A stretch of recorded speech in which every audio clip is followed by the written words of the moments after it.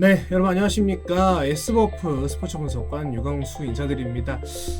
이제 곧 결말이 나오죠.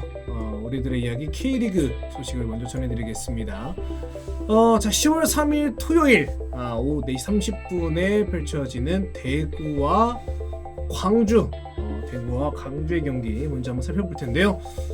일단 홈팀 그리고 광주부터 한번 싹 살펴볼게요. 일단 광주 위험합니다. 펠리페 선수와 홍준호 선수가 포항전에서 퇴장을 당했고요. 그리고 윌리안 선수가 경고 누적으로 결장이 됩니다. 일단 좀 되게 그 광주 하면 떠오르는 그 라인 있죠. 엄원상 선수, 펠리페 선수, 윌리안 선수. 이 공격 라인은 K리그에서 제가 봤을 때 공격력은 좀 K리그 탑 클래스가 아닌가. 왜냐? 이만큼 빠르고 간결한 이 중원 라인. 전북 현대에서도 좀 보기 힘들거든요. 근데 이 중에서 윌리안과 펠리페가 빠진다. 그러면 광주 쉽지 않을 것 같아요. 심지어 센터백 홍준호 선수까지 퇴장을 당했어요. 이러면 조금 많이 공수 전체적으로 많이 흔들리거든요. 그때 펠리페 선수와 투톱으로 나왔던 마르코 선수가 굉장히 좀 좋은 모습을 보여줬기 때문에 펠리페 선수 퇴장으로 아마 대구전에 최전방 공격으로 나올 수 있지 않을까 예상을 해보고요. 이어서 원정팀 대구입니다. 자, 대한 선수가 울산전에서 부상으로 교체가 됐어요. 그래서 과연 출전할 수 있을지 아직 불투명하고요. 울산전에서 전방 압박 그리고 백파이브로 그 울산의 좀 강한 측면 공격에 대비했는데 괜찮았어요. 중원에서 측면으로 열어주는 패스 연결도 좋았고, 그리고 경기 종료까지 팀 조직력이 흔들리지 않고 상대를 했죠.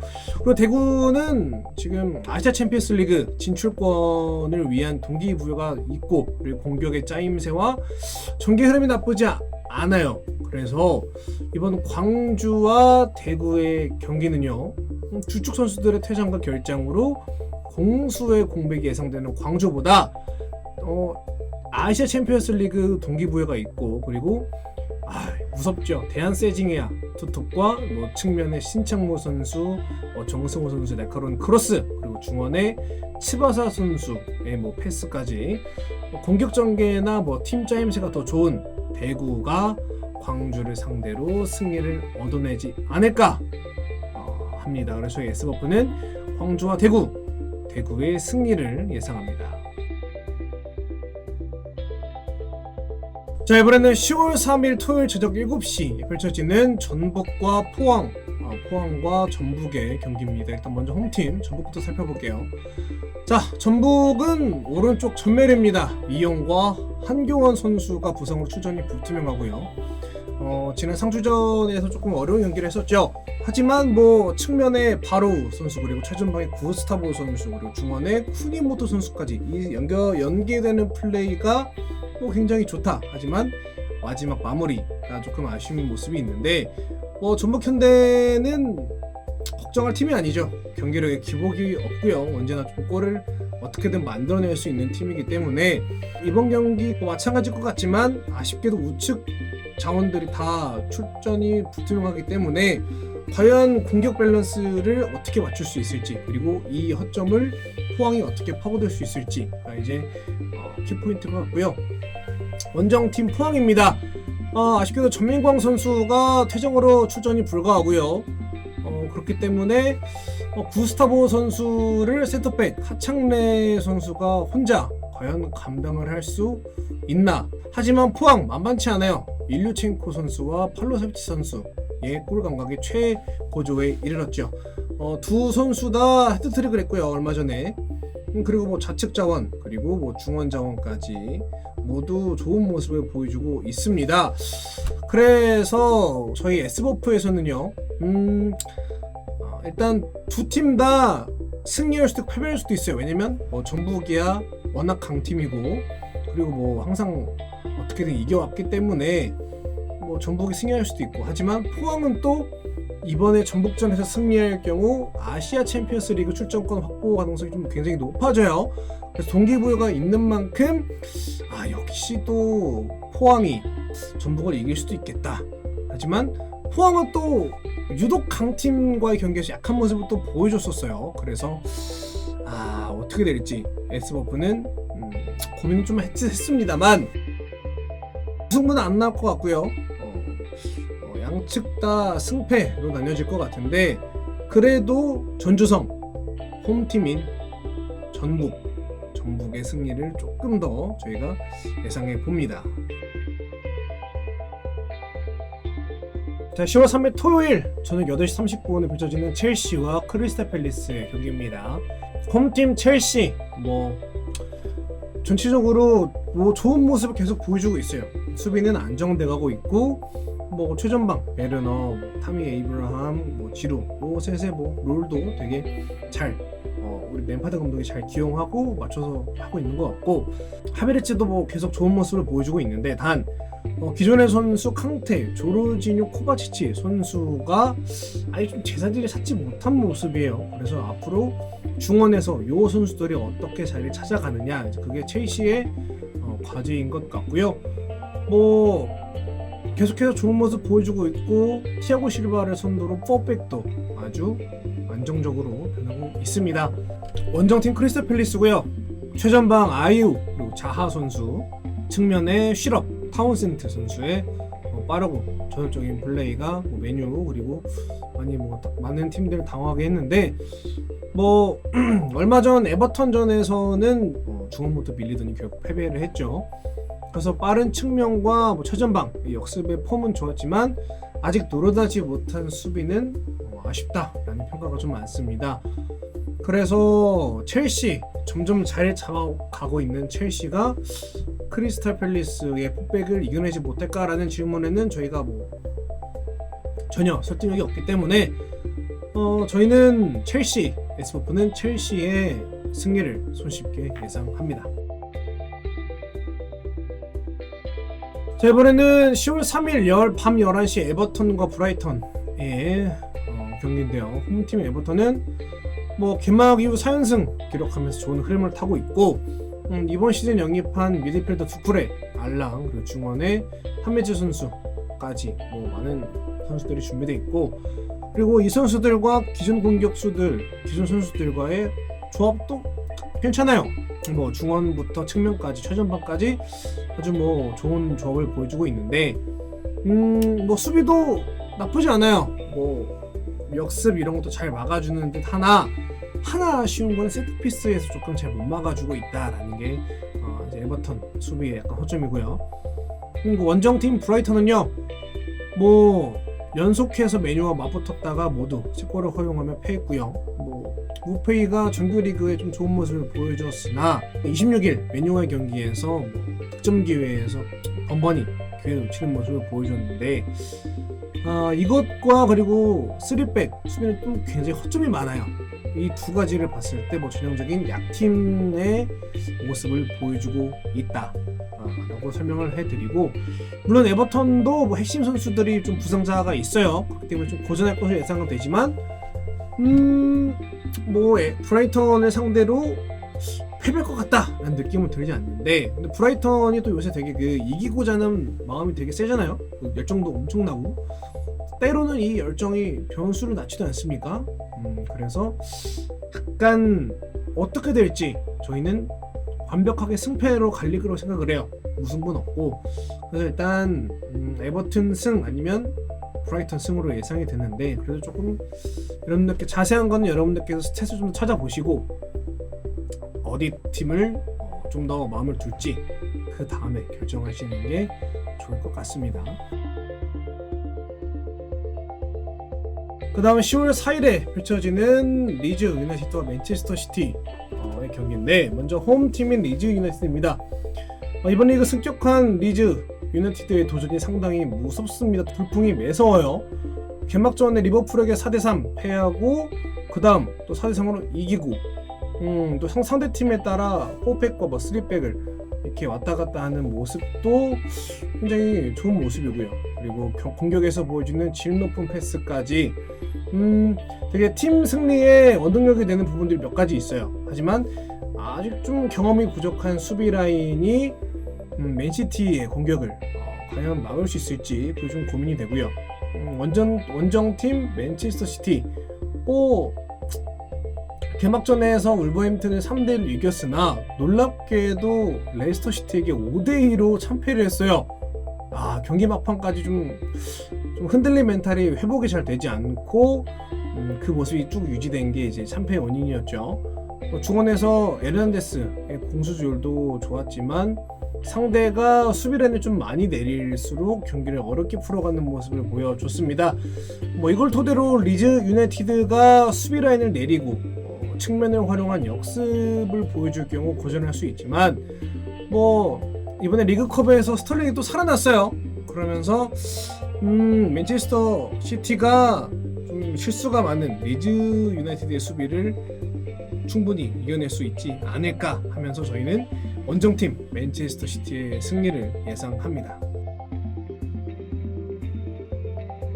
이어서 10월 4일 일요일 새벽 4시 펼쳐지는 뉴캐슬과 번리의 경기인데요. 뉴캐슬은 골키퍼 두브라브카 그리고 미드필더인 로스테프 선수가 부상으로 올 시즌 경기에 나오지 못하고 있는데 또 심지어 리그컵에서는 리치 선수가 또 어깨 부상으로 교체 아웃이 됐어요.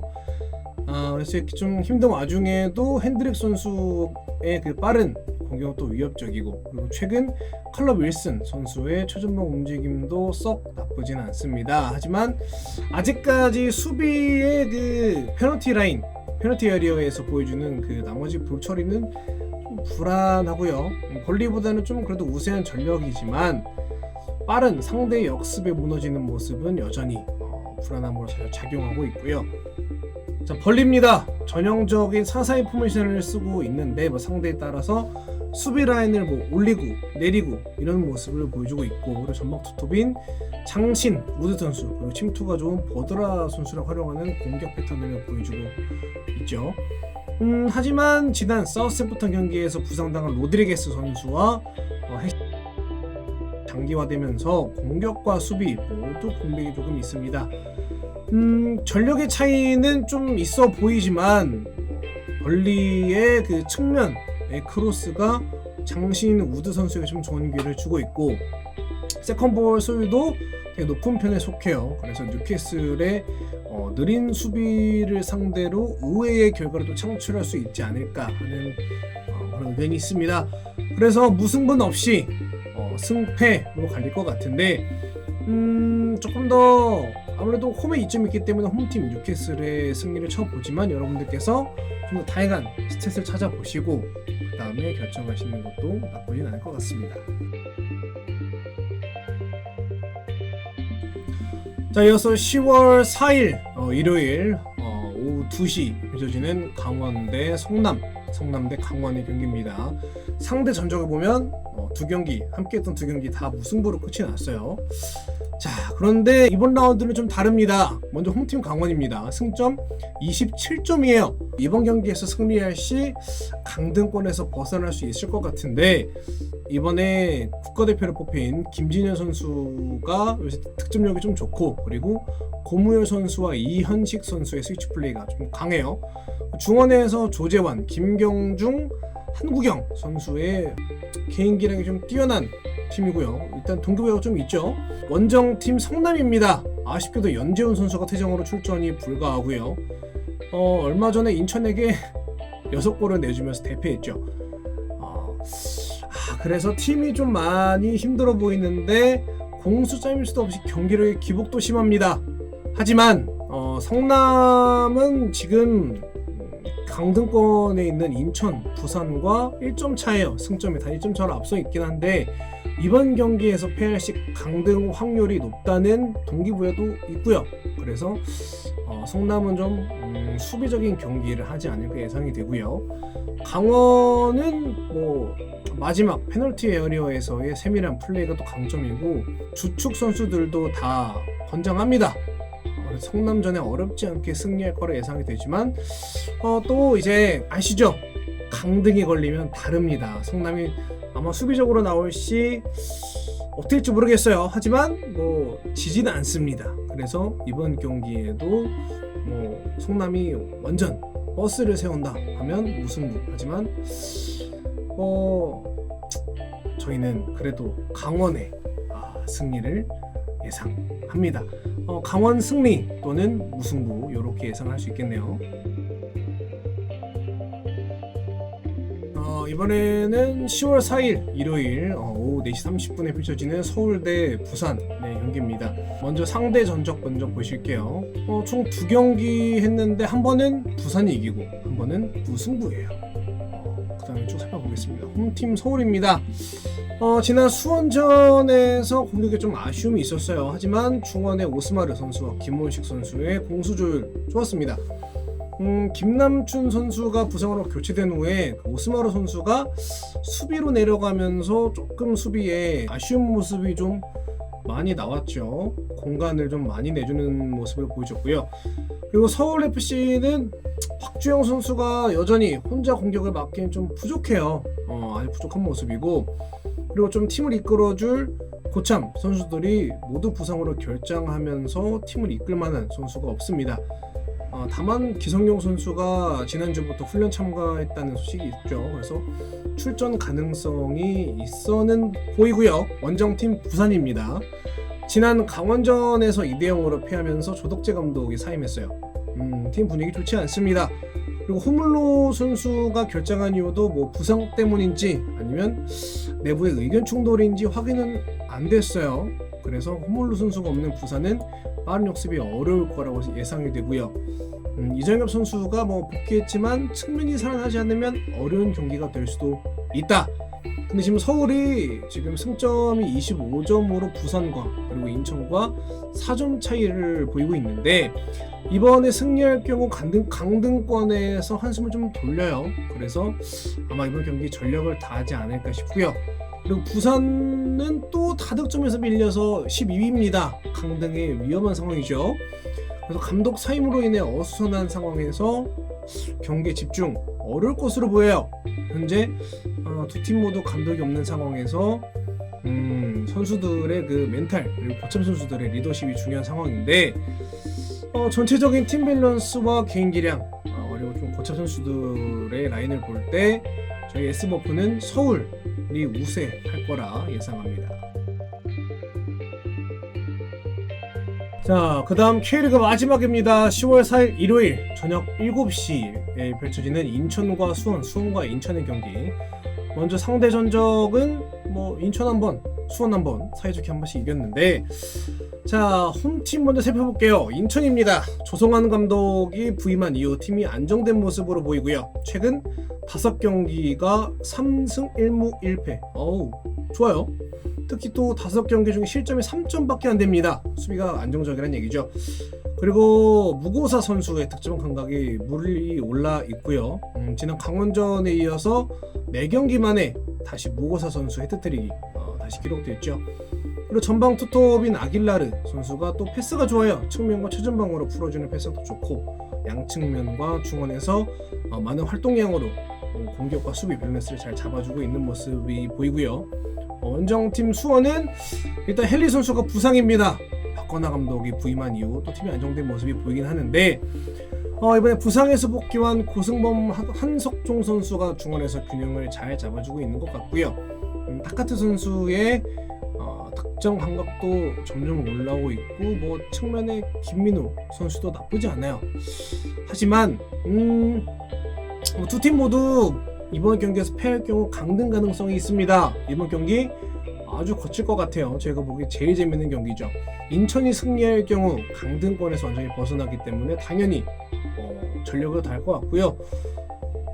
아마 측면과 중원이 강한 수원을 상대로 전방 압박 그리고 역습으로 상대할 것으로 예상이 됩니다. 수원은 말 그대로 중원에 안정감 있고 수비에 고참 선수들이 팀을 좀 이끌고 있어서 만만치 않을 것으로 보여요. 자, 그런데 공격과 중원의 짜임새는 인천보다 수원이 우세하지만 두 팀 다 물러설 수 없는 상황을 고려할 때 저희는 홈팀 인천의 패 또는 무승부를 예상합니다.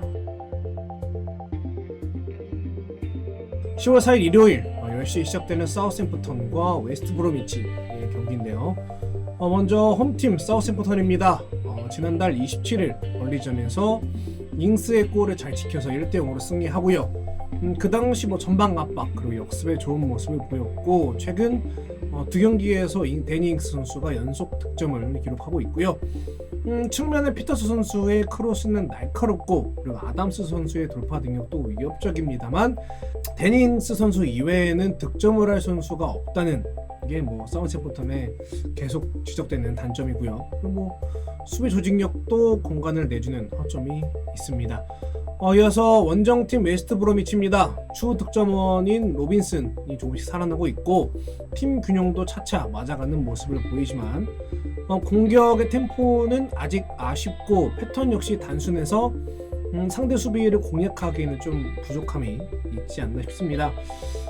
그래서 조직력이 부족한 웨스트 브로미치의 수비를 결정력 있는 사우스햄프턴이 이기지 않을까 하는 저희 S버프의 예측입니다. 사우스햄프턴의 승리를 예상합니다.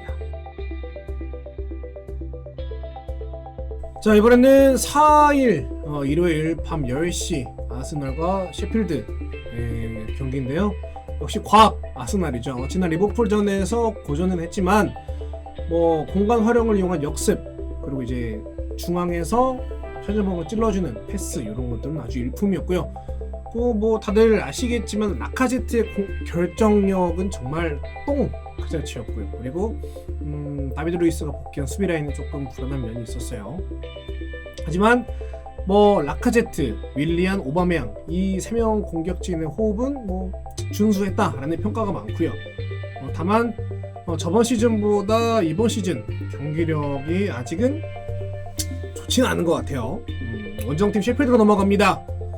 지난달 개막전 이후 승리가 없어요. 18일 리그컵에서 벌리의 무승부를 기록할 뻔했지만 승부차기에서 4대5로 패했고요.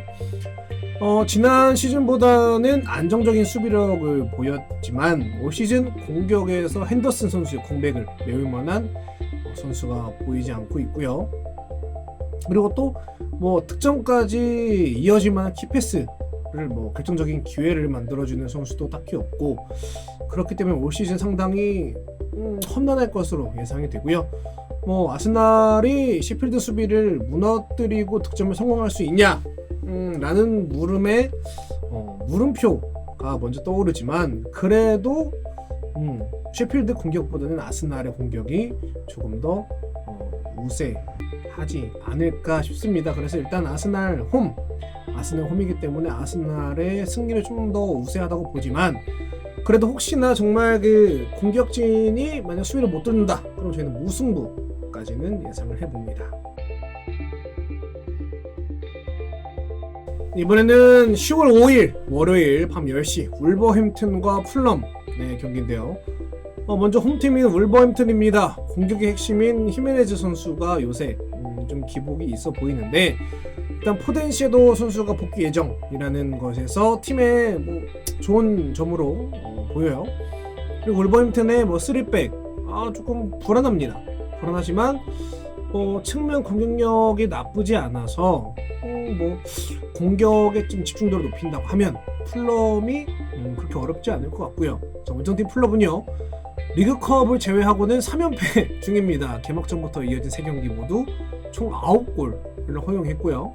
그만큼 뭐 수비력은 당연히 흔들리고 있다는 말이겠죠. 공격에서는 미트로비치 선수가 노력을 하고 있지만 전혀 측면의 도움도 못 받고 중원에서 나오는 패스도 시원치 않습니다. 그래서 이렇게 흔들리는 수비력 그리고 마땅치 않은 공격력으로 울버햄튼을 이기기엔 매우 역부족으로 보입니다. 일단 연패 중인 풀럼은 수비의 대책이 시급해 보이고요. 뭐 이 정도만 봐도 저희 S버프는 울버햄튼의 단통승을 예상해 봅니다. 자, 10월 5일 새벽 0시 30분 메뉴와 토트넘의 경기. 일단 메뉴, 홈팀 메뉴입니다. 개막전에서 크리스탈 팰리스에게 1대3 패배한 이후 리그컵 포함해서 3연승 순항을 달리고 있습니다. 뭐 크리스탈 팰리스 역습에 무너지고 브라이튼 원정에서 좀 고전했지만 뭐 어쨌든 승리를 가져왔다는 점이 제일 중요하겠죠. 하지만 아직까지 메뉴를 이끌 수 있는 리더가 보이지 않고요. 전체적인 움직임 활발하지 않습니다. 그나마 페르난데스 선수가 중원에서 역할을 잘 해주고 있고, 경기를 하면 할수록 신입생 그리고 원래 있던 주전들의 조화가 잘 잡혀가는 모양새고요. 원정팀 토트넘입니다. 손흥민 선수가 햄스트링 부상으로 전력에서 이탈했죠. 2주, 3주 정도 후에 돌아온다는 얘기도 있고, 이번 현재 무승부 경기가 많긴 한데 경기 흐름이나 득점력 작년 시즌보다 더 좋은 흐름을 유지하고 있고, 얼마 전 헤드트릭 한 해리케인 선수가 또 굉장히 이타적인 플레이도 능하기 때문에 공격에 더 힘을 주고 있다. 그리고 이런 상황으로 봤을 때 토트넘의 우세가 점쳐지는데, 일단 공격이 빠르고요. 공수 조합도 메뉴보다는 낮고, 메뉴는 크리스탈 팰리스처럼 빠른 역습, 압박 고전하고 있습니다. 그리고 아직 선수들끼리 조합도 잘 안 맞는 것 같고, 하지만 메뉴는 메뉴죠. 얼마든지 경기를 뒤집을 수 있는 그런 영향력 가진 선수들이 몇 있고요. 토트넘은 지금 손흥민 그리고 베일 선수가 부상으로 빠져 있기 때문에 이 경기 일단 저희는 홈인 메뉴, 왜냐면 손흥민이 빠졌기 때문에 공격이 좀 날카로움이 덜할 거란 예상을 해봐요. 그래서 홈인 메뉴 또는 토트넘이 해왔듯이 다시 무승부로 가지 않을까, 승 또는 무로 예상을 해봅니다. 자, 이제 마지막입니다. 10월 5일 월요일 새벽 3시 15분에 펼쳐지는 에스턴 빌라 그리고 리버풀 경기인데요. 홈팀 에스턴 빌라입니다. 올 시즌 출발이 좀 굉장히 좋아요. 개막전 이후 패배가 없고요. 공격의 그릴리쉬 그리고 트레제게, 미드필더의 맥인, 루이즈 선수 이렇게 쭉 이어지는 역습과 크로스는 상당히 좋은 평가를 받고 있고요. 골키퍼 알리송 선수도 되게 안정적이고요. 다만 측면 이외의 공격의 다양성은 좀 부족해요. 경기 초반 움직임이 활발한 장점은 있지만 후반도로 갈수록 집중력이 떨어진다. 그러면서 전체적으로 내려앉는 모습이 보인다라는 게 이제 에스턴 빌라의 단점으로 뽑히고 있고요. 리버풀입니다. 지난 시즌 우승팀답게 현재 연승을 기록하고 있고, 우리 마누라 라인이라고 하죠. 여전히 위협적이고, 이번에 새로 들어온 좋다, 좋은 모습 보여주고 있죠. 그리고 측면, 이번에 특히 또 다시 한번 측면 풀백 아놀드 로버트슨의 적적인 공격 가담이 엄청난 영향을 끼쳤었죠. 그런 걸로만 봐도 에스턴 빌라가 리버풀을 고전하게 만들까라는 물음은 역시 딱히 설득력을 가지고 있지는 않아요. 하지만 에스턴 빌라도 공격력이 아쉽지 않은 만큼 쉽게 당하진 않을 것 같은데, 측면과 중원 그리고 수비까지 단단한 리버풀의 공격을 막기는 쉽지 않다. 그래서 저희는 에스턴 빌라의 패배를 예상합니다.